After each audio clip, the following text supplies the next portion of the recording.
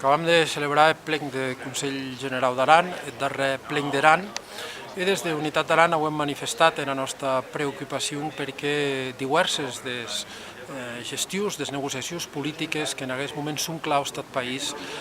no avancen adequadament. Hem, per un costat, dels pompiers, tot el nau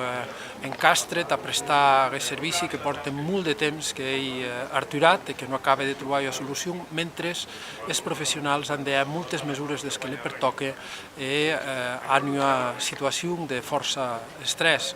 Ens passa també amb la residència de l'ES, en què encara no existeix un conveni per garantir el funcionament d'aquest servici tan important i a temps que se ens anuncia un pla pilot, doncs no hem cap certesa de com se va resoldre el funcionament d'aquesta administració. Ens passa en general, en tot això que ha a veure amb el desplegament de la pròpia llei d'Aran, que en aquest moment no acaba de trobar ni els canals de negociació política per tampoc el compromís polític de les forces